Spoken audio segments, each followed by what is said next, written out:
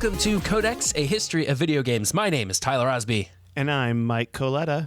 And this week we want to cover some DS stuff we missed because there's just so many games on the DS that there's no way for us to hit all of the good ones. So we got some letters to read here, and then we're gonna dive into a little bit of history on the PlayStation Portable after that. Yeah, and we're going to definitely do a two-parter on the PlayStation Portable because I'm traveling and this is really difficult. I'm sorry. We're going to keep going. It's all my fault, listener. Don't blame Tyler, blame me. So we got an email from Matt in Japan, and it's a long email. He even said long warning. This is a long email. And it is, but it's a great email. And so I'm going to read tidbits of it, and I'm going to paraphrase pieces of it because if I try to just read it verbatim, I'm going to mess it up, and then I'm going to feel like a ding-dong. So here we go. First off, Matt says, this wasn't mentioned in your history of the DS podcast, but the original launch versions of the DS came with a pack-in game called Metroid Prime Hunters First Hunt. Have you heard of this, Tyler? I can't believe I didn't mention that because I meant to talk about that. Dang it. So, and this was a demo for Metroid Prime Hunters, and the full game was released about a year and a half later, and it wasn't a traditional Metroid Prime game, but rather a disjointed linear first-person shooter that emphasized shooting more than exploration. The game had a neat control scheme that resembled PC mouse and keyboard controls, where you'd use the D-pad to move and the touchscreen to aim and look around. And the cool thing was, this control scheme could be flipped for lefties, including our boy Matt in Japan, okay? Yeah. And you'd use the face buttons to move, which I think was pretty cool. So the game also had a pretty good multiplayer mode that could be played online. What, online first-person shooter on your DS? Get out of town. Yeah, that was pretty nuts for the main game. I don't think First Hunt went online because I don't think the DS Online stuff was out then. But what was really cool about First Hunt and what sort of sold me on it, even though it turned out to be not a great game, was the wrist strap that came with the original like fatty DS had this like thumb thing, like so you could wrap around your wrist, but it also had a little thumb thing with like a plastic disc on it that you could put on the screen, the touch screen, so you could use that to aim or to move if you were playing like Mario 64 DS where the touch screen is used kind of like a joystick. You could use it sort of like a joystick, which is kind of nice. I mean, it was a cool idea. I don't think it worked that well, but yeah, it was but kind of neat. we're all down for new experimentation on this podcast with video games. I think we can all agree it's a great thing. The other game, well, one of the many games that Matt mentions is Metroid Prime Pinball.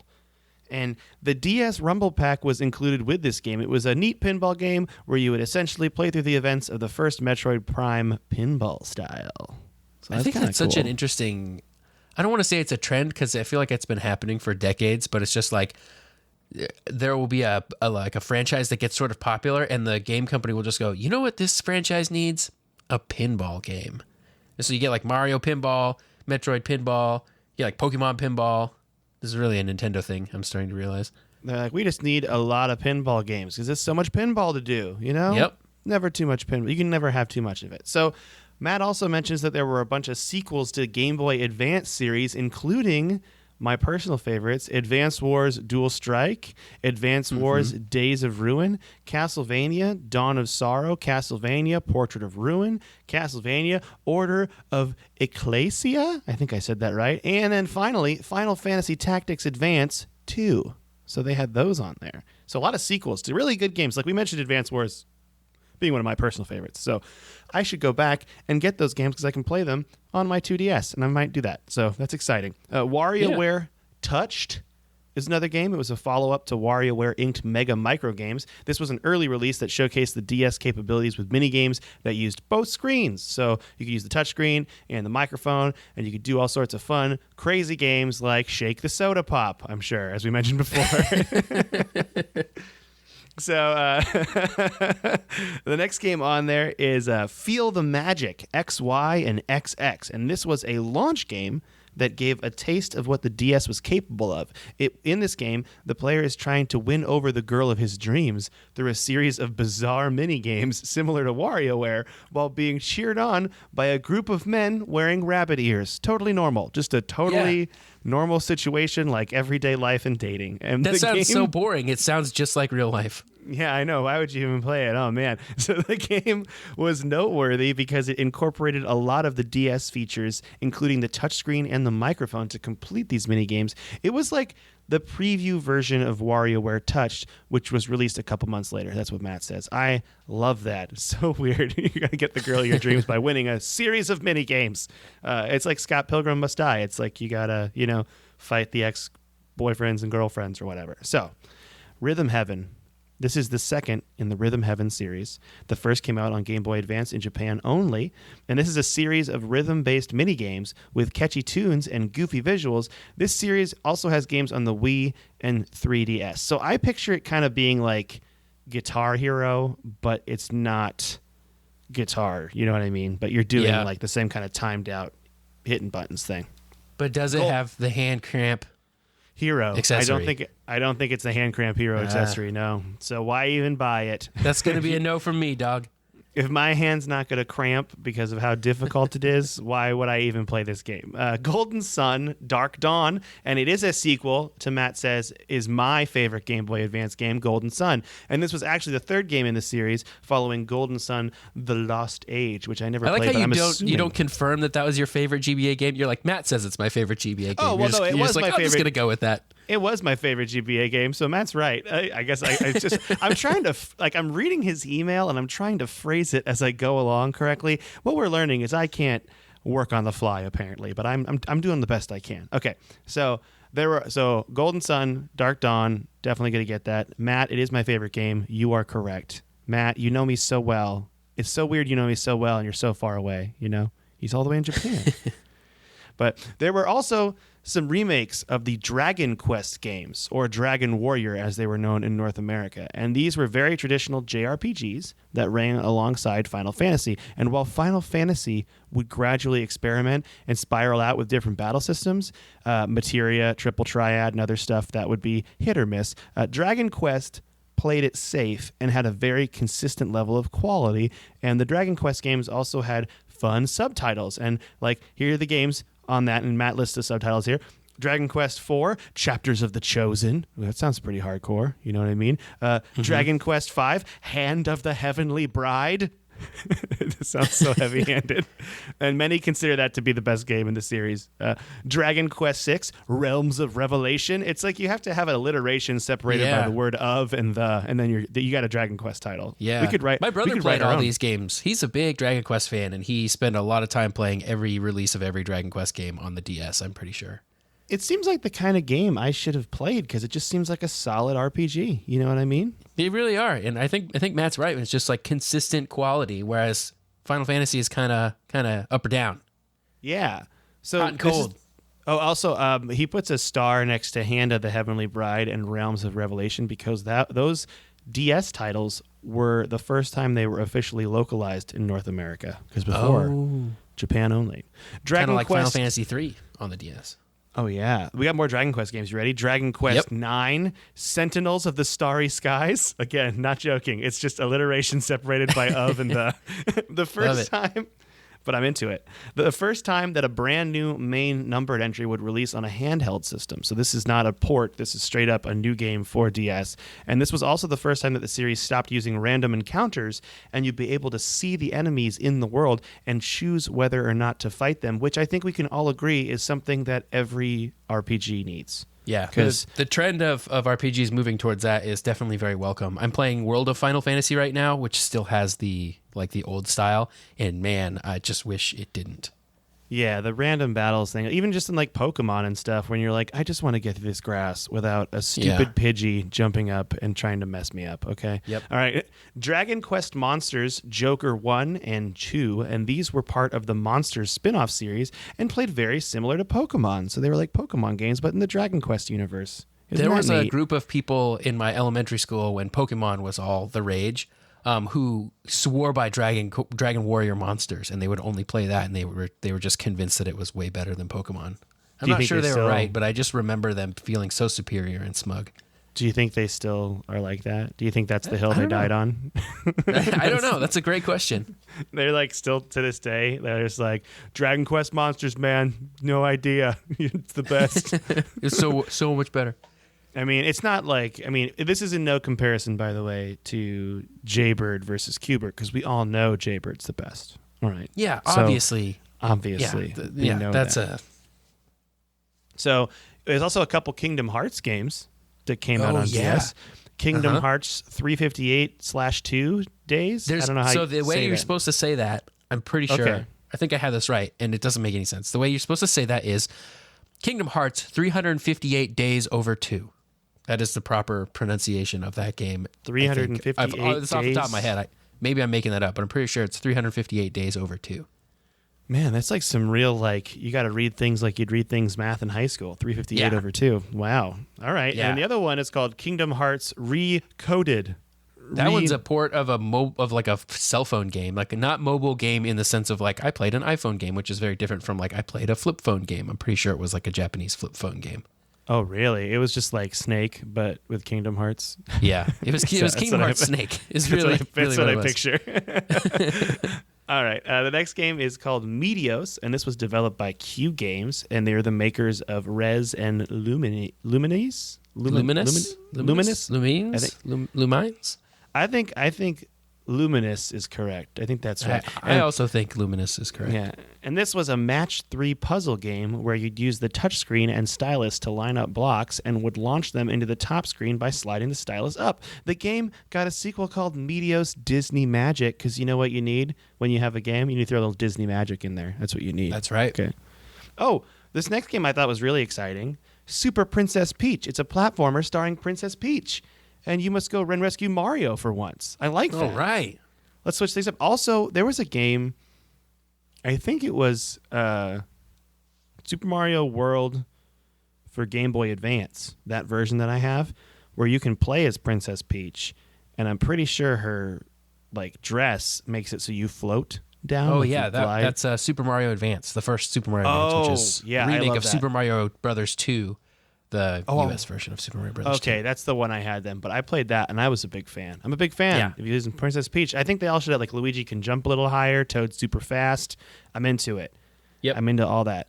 Great game. Great idea. Sonic Chronicles The Dark Brotherhood, which was a turn-based RPG with Sonic the Hedgehog characters that was developed by BioWare. Oh. This blew my mind. How have I never heard of this? I remember being so excited for this game. I think when it came out, it got like kind of middling, mediocre reviews, which is really strange because it was BioWare, and it was like when BioWare was good too. Yeah. But I just remember like getting kind of mediocre reviews, and I was like, oh, and I didn't get it. All right. This last one is a Matt in Japan hot take.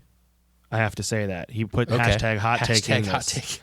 Yeah. So lastly, Matt's personal favorite DS game is Tetris DS, and he says this is probably the best Tetris game ever, and it had a lot of cool modes and visuals based off of 8-bit Nintendo games. It was the first multiplayer mode with Mario Kart-style power-ups, where if you cleared a line that had glowing question mark block, you'd get an item like a Koopa shell, banana, or mushroom that would either help you or hurt your opponents, and the best part about the game was it featured 10-person local multiplayer with only one cartridge. Whoa. Players who didn't own the game could temporarily download it from their friend using the DS's download play feature. It also supported 4-person online multiplayer. 10 people on one cartridge. That is insanity. This is like the pre-Tetris 99.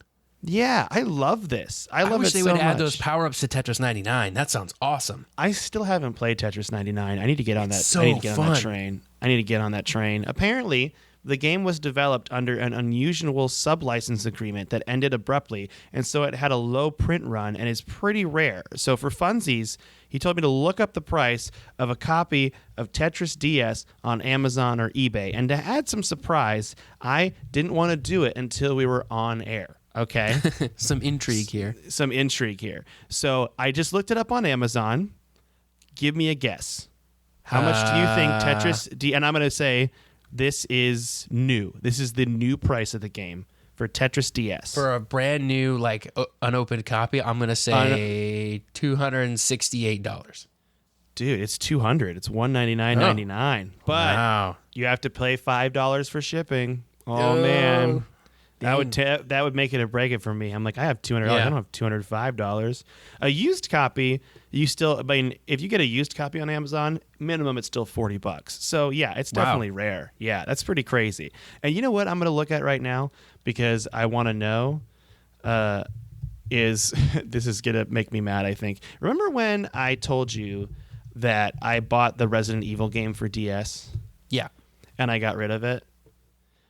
Guess how much that is new right now? Oh, no. Is it more or less than Tetris DS? It's less than that, but it's still a significant amount of money. $89. $120. Whoo! Wow. Yeah, and the crazy thing about it is, in Amazon, when it shows you, like, they have used copies, they don't. This is the only way you can buy it. Wow. Yeah, it's just, there's no used copies of this game, according to this, on at all. And I sold that Resident Evil 2, I think, to the person with my DS for like $40 or something like that. It was not a good deal. I goofed, team. I goofed. So it's all right. We've all been there.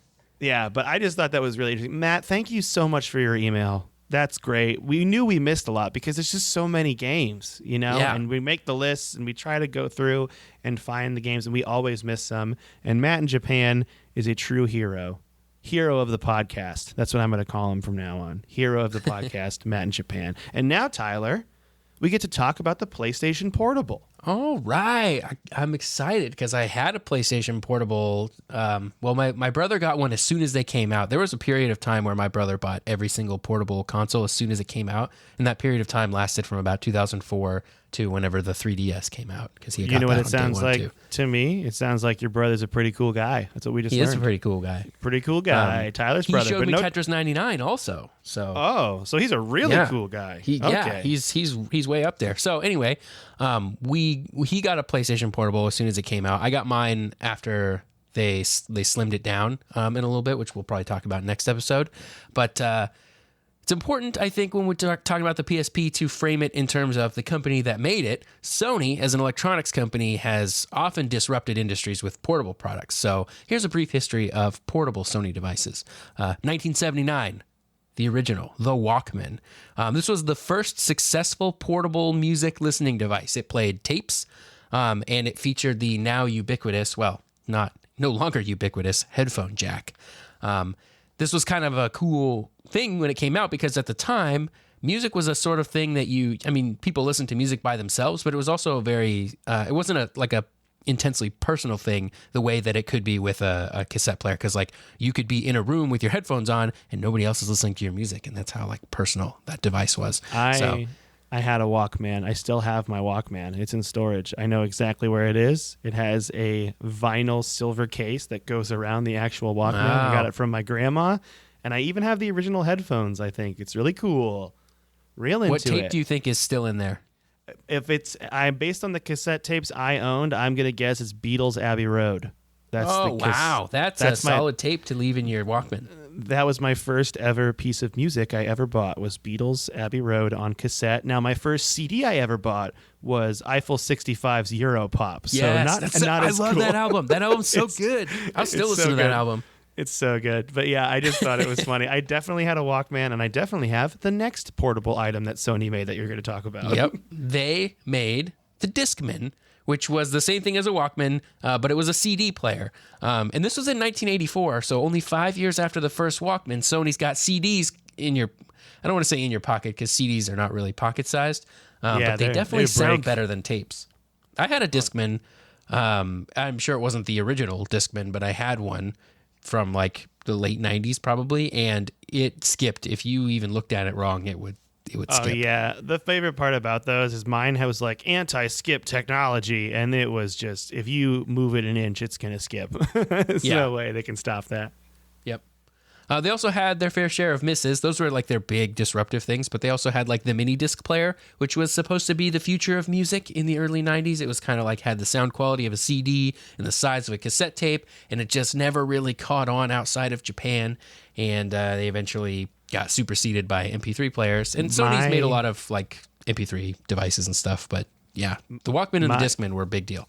Dude, my buddy, one of my best friends as a kid in Alaska, had a mini disc player, and he swore by it because he would put whatever he wanted on his mini discs, like he'd move the Yeah. MP3 files over, and he had one that was just all parody songs, like old things ripped from South Park or ripped from like old like radio shows, like really bad radio parodies, and he just loved it, and it was so funny to me. He's like, this is the future, man. And then it was a very, very short-lived, it was like a year, I think. And I was like, you still have your mini disc player? He's like, yeah, it's just been a drawer this whole time. Yeah, I had a buddy in like high school also who was like, yes, mini disc player, this is the greatest thing ever. And I remember seeing it and being like, this is pretty cool. But then it was like, that was around the time MP3 players were really picking up steam, and it was clear one of those technologies was better than the other. What I didn't know was that the mini disc format came out in the early 90s. So like it wasn't just like late to market at the wrong time. It had been around for a while. Wow. I just think MP3 players took off because you had iPods and all that stuff later down the line, but those really small, really cheap MP3 players that were like off-brand, that could hold like 100 songs. Yep. That's what everyone got, like those $40 ones or whatever. It just became so cheap so quick. Yeah. It was mind-boggling. Yeah, and then as soon as their memory capacity became basically more than a CD, that's when it was like, oh yes, this is definitely worth it. And then they got so much more than a CD. They could carry all your songs around. But we're not here to talk about music players, even though Sony has made a lot of great ones. We're here to talk about the PlayStation Portable. So the reason I want to talk about all that stuff, though, is it's important to set that backdrop because Sony had some experience in successful portable adaptations of technology that was once too large to fit in a pocket. So why not try it with the PlayStation? Nintendo was seeing great success in this area, and they were using inferior hardware, so Sony was like, why not just beat them in specs and let the games come later? Ooh, interesting strategy. So they're like, yeah, let's make a portable PlayStation, but let's rewind one more time because I want to talk about the sort of prototype for a portable Sony product, the Pocket Station. I'd never heard of this. Station. Yeah, well, that's because it was released only in Japan in the late 90s, and it sold actually really well there, like hotcakes, like gangbusters, as usual. They couldn't keep up with demand. It was a small, kind of memory card-sized device with 5 buttons on the front, like 4 sort of directional buttons, and then 1 just other button for, I don't know, things. It had a monochrome LCD display, and it was designed to play small, bite-sized games that would be transferred to it from full PlayStation games. So does that sound kind of familiar? Ooh. It's just like the VMUs that Sega used in the Dreamcast, which had launched a few months earlier in Japan. Ooh, Sega was a trendsetter. Look at you, they sure Sega. Were. I see. Yeah. So while they had originally intended for a worldwide release of the Pocket Station, ultimately Sony decided to can it. They cited manufacturing concerns when they were like, we can't even meet demand in Japan. Why would we release it anywhere else? And then they just never fixed that, I guess. So it seems like maybe they probably decided to pivot away from a portable strategy in the late 90s, and that was like kind of a convenient excuse. But fun fact, the Pocket Station was revived for the PlayStation Vita in Japan, allowing games that had been available for the Pocket Station to be played on Japanese PS Vitas. Oh, I like that. Yeah, the Vita, would that be included in our rule of history? Have that been suspended? The Vita? I think it only went out of manufacturing like less than a year ago. Okay. So we can wait a little bit before we do the Vita, but all right. Yeah. Okay, so now we're into the PlayStation Portable. It's been a few years since the release and subsequent canning of the Pocket Station, and with the success of the Game Boy Advance, it's pretty clear the portable market is untapped for Sony and the PlayStation brand. So the PS2 at this time selling like hotcakes, selling like gangbusters, so it made sense for them to focus on this because they had the console scene on lock. So they had tons of experience making portable devices, and at E3 in 2003, where the system was unveiled, Sony CEO Ken Kutaragi called the device the Walkman of the 21st century, which shows you where their head was at the time. Like they really wanted this to be the center of your like digital media consumption life.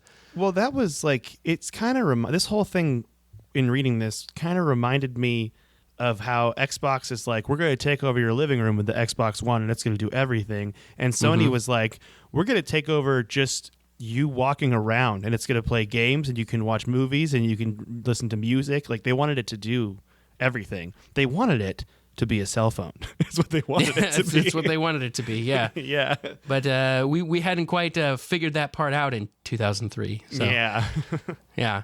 But But at E3 in May of 2003, they showed off the PlayStation Portable. Here are the specs. A widescreen. Specs. Yeah, me too. A widescreen, 4.3 inch, 16 by 9 ratio, 480 by 272 backlit color LCD screen. You'll notice that's a 16 by 9 ratio, which is the ratio at which most home movies are released. We'll get to that. Interesting. Yep. A 32-bit MIPS processor, 32 megabytes of RAM. It had the capability for real 3D graphics on a level that was better than the DS's capabilities. It had, this is a weird thing for them to tout, but it had A-track sound format support, which was Sony's proprietary digital sound format. I don't know why that's a selling point, because it shouldn't be, but Sony does stuff like that all the time where they're like, we have this superior digital format. And you're like, I don't care. Does it sound good? Fine. And you're like, neat, Sony. Thanks for sharing it. No one asked. Yep. The games came on what they were calling universal media discs, which is like a caddy-based optical disc format. So they were optical. They were basically not, they weren't CDs. They were probably more closely related to DVDs in technology, but they weren't, they were in like a plastic shell that you put in, kind of like how a floppy disk, you know, how when you pull back the like metal thing on a floppy disk, you can see the actual magnetic thing underneath. Oh yeah. That's kind of how UMDs were. They had like an opening in the plastic where the PSP would read the games, but it would keep them from getting scratched because this is a portable system and people can't be trusted with their portable Also, CDs. would that help it prevent from skipping? Probably not. I don't think that was as big of an issue with the PSP just because of the way it wasn't just reading the data directly. Like the way, like Discman skips because it's reading data straight from the CD to your ears, and if it gets like messed up at any point along the way, it skips. Whereas the PSP would just like, that would probably result in like a longer loading time if it were to skip. Oh, I see. Okay. But yeah, it was a portable device that ran off optical discs, which is something that you don't hear of too often, especially in the gaming world. These UMDs stored 1.8 gigabytes, which is huge for the time, and that's larger than the GameCube was. And those discs were even smaller. So, I mean, you don't hear about that until you hear about the Myler Jaybird Portable we're coming out with next year. Yeah, that's way too big for 1.8 gigabytes. Yeah, it'll never fit. Yeah, it's at 4K graphics, so yeah, it's gonna be pretty crazy. So native 4K, 90 frames a second. It's just going crazy. Yeah. They would also release movies in this format, which was kind of neat. Like the whole idea was that you would buy UMD movies and then watch them on your PSP, and it would be like having a DVD player in your pocket. Only you had to buy your movies twice, which was good for Sony because they wanted you to buy your movies twice. They're like, buy the first Fantastic Four movie twice. I'm trying to think of movies that are around this time period. I feel like Spider-Man. That's right. So Spider-Man 2 is the movie they were pushing at the time. So that's the one. That's the one to get if you want to be an authentic PlayStation Portable movie user, if you're cosplaying. Oh, okay. If you could have cosplayed that at Comic-Con next cosplaying year. as a PlayStation Portable. We get to a point where the comic book convention circuit is so meta that people start like cosplaying as people going to that comic book convention 10 years ago. I'm actually cosplaying as a Halo fan from early 2000s that dressed up as Master Chief. It's like that explains why my costume's so bad, because it's not actually bad. It's actually really authentic. It's just super authentic. Yeah. The PSP also had a different format for storing data, and that was the Memory Stick Pro Duo. And it's just classic Sony in the 2000s because they put this memory stick format in everything they made. They couldn't just use a normal flash memory format like SD cards or MMC cards or like smart media cards, or I'm trying to think of what else was big in the early 2000s. Compact flash, I guess. They had to use their own proprietary format, which of course cost more. So they used the Memory Stick Pro Duo, which was building on the memory stick technology that they'd been hawking since 1998. Pro Duo cards were a little bit smaller, and they were, of course, more expensive. But the cards themselves were backward compatible with other Sony gadgets. So if you had a Sony digital camera or something like that, the idea was you could use these Pro Duo sticks in all of your Sony things. So buy more Sony stuff, and you'll buy fewer memory cards. See how that works? Oh, so they just wanted you to become a Sony person. That's right. All they Sony wanted you all to be the time. trapped in their ecosystem. Yeah. Yep. The last thing that was pretty notable about the PlayStation Portable was its full 802.11b Wi-Fi connectivity for both local multiplayer and online multiplayer, which is the same technology that the DS used. They were not compatible with each other. in any sense of the word. That's upsetting. Although, I mean, we talk about that all the time, but like cross-platform play, it's coming. It's going to be here someday. But when they all get along, that's the question. When are they going to get along? That's right. And then we'll go back in time and they'll make the DS and the PSP cross-compatible. Mm-hmm. They'll be like, finally, after 30 years. Yep. So software-wise, they promised high-quality games as well as an all-encompassing media experience. They wanted the PSP to be your games machine, your music player, your movie player. It was an all-in-one system at the time, and to me, a 14-year-old, that was pretty neat. I was kind of into this. I was like, yes, I want to watch movies on my PSP. I want to listen to music on my PSP, and we'll play games and do all this stuff. It didn't really end up panning out that well, but you're right. They wanted it to do all the things that your cell phone does now, but without the cell phone. So it was a little bit of a harder sell. Yeah. People loved it though. I remember people loving the system. Yeah, like there was a subset of people, like probably the crew that I rolled with, that was like, that wanted this kind of stuff, that wanted like the all-in-one thing that did everything. And this was a pretty neat way to do that. It had pretty cool controls. It was laid out kind of similar to a Game Boy Advance with like your directional pads on the left side and your like face buttons on the right side with the screen in the middle. So it felt like a Game Boy Advance kind of, but the screen was way bigger, higher quality, backlit, all that kind of stuff. You had your PlayStation D-pad on the left with your classic PlayStation face buttons on the right, and you had an L and R button on the top. Only one of each though, so no L2, no R2. The bottom of the display had start and select buttons. It had also shortcuts to home, movies, and like music areas. Like the movies and music buttons, I don't think I ever used. And then it also had a button for like adjusting the display brightness, which I used sometimes. But the talk at the time for the PlayStation Portable was connectivity. Sony really, really wanted this to be a standalone device that integrated into your Sony lifestyle. So they wanted you to watch your Sony movies and listen to your Sony music and play your Sony PSP games on your PSP. As much as possible, they also wanted you to be able to connect with the home consoles. So the PS2 at the time had some of the games had basic PlayStation Portable connectivity, but the PS3 would gain a lot more PSP connectivity features a couple years later. So in 2003, this looked like it could be the thing to beat Nintendo's stranglehold on the portable market. If you took a look at the specs and you're going, yeah, these specs are better than a Game Boy or than a DS, I guess, because the DS hadn't launched yet by the time they were announcing it. So this was definitely looking like it could compete with the Game Boy for sure. So, oh man, that's kind of the history leading up to it. They're throwing it down. Yep, they're throwing it down. The PSP launched in Japan on December 12th, 2004, only a few weeks after the launch of the Nintendo DS. It would take a few more months for it to hit North American shores on March 24th, 2005. That's great and all, but did it have games? The answer is yes. It had 18 of them, to be exact, in North America when it launched. Those games are, we'll go into more detail on the next episode of like PSP games, but they came out with Ape Escape on the Loose, Darkstalkers Chronicle, The Chaos Tower, Dynasty Warriors, Gretzky NHL, Luminous. Did we decide that was how we were going to call that one? I think that's what we're going to call that one from now on. Yeah, that's how we're pronouncing it. Yep. Metal Gear Acid, NBA game, Need for Speed Underground Rivals, NFL Street 2 Unleashed, Ridge Racer, Spider-Man 2. Tiger Woods PGA Tour, Tony Hawk's Underground 2 Remix Edition, Twisted Metal, Head On, Untold Legends, Brotherhood of the Blade, Wipeout Pure, World Tour Soccer. That's it. That's all of them. And World Tour Soccer Challenge Edition, which is apparently a separate game. I don't know. You know, if you couldn't get enough World Tour Soccer, you got to get that Challenge Edition to show everyone how cool you are. That's right. So there were a few more games that came out in the launch window as well. So like within a few weeks of the launch day. So the PSP was no Nintendo 2 Games McGee 64. That was I always think about my favorite nickname for the N64 right now. Old Nintendo 2 Games McGee 64.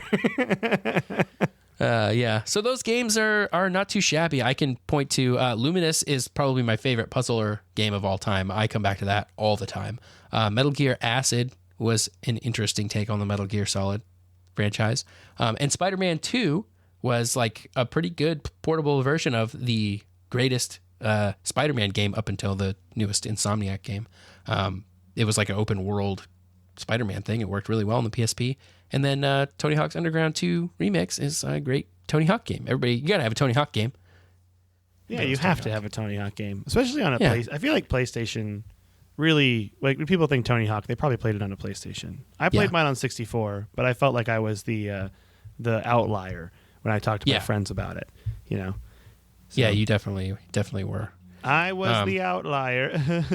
Yeah. So that list doesn't have any like clear system sellers like, oh, this is the game. Like how you could point to like Super Mario 64 DS as being like, oh, this is clearly the game you need to get when you buy your DS.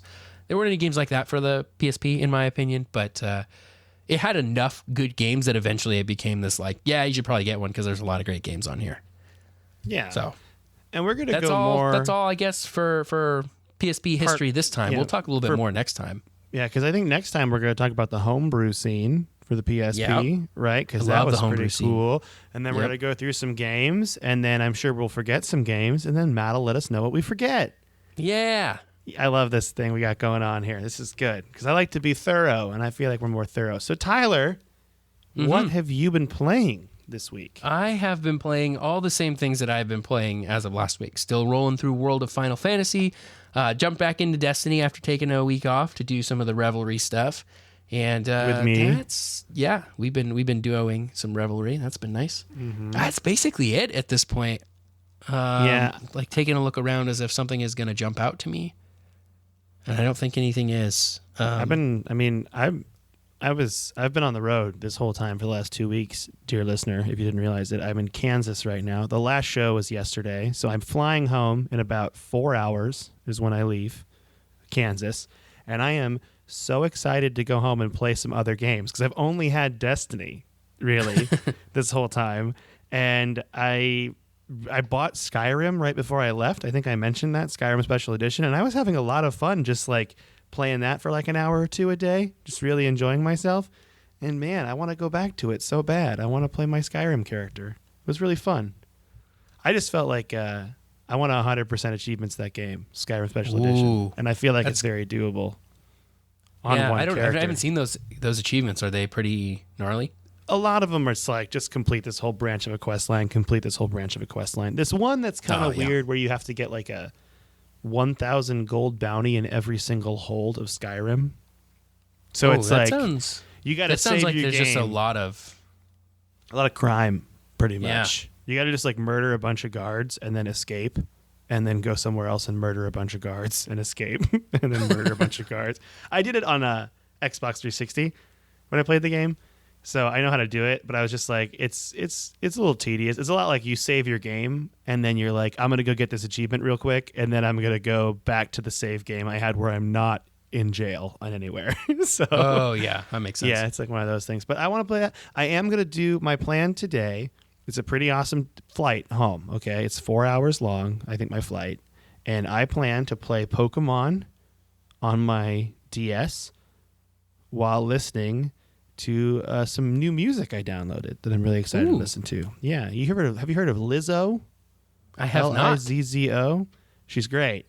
Super. I actually saw her at this isn't a music podcast, but I'm just going to say it anyway. I saw her at a festival I did 3 years ago for comedy, and now she's like blown up, and I feel really cool. Like I saw her first. You know, this is the first I've ever had that feeling of being like, I've saw this cool artist first. So now I'm going to listen to her album while I fly home, and I'm going to play Pokemon while I do it. And it's going to be great. I think it's going to be great, you know? Little night very flight. Exciting. I'm very excited. So, yeah, next week, hopefully we'll have some new games and stuff I'm going to play. I do have some stuff, I think, in my Steam library that I was going to pick up next week, just kind of try out. So I'll have more to talk about on the what I've played front next week, I think.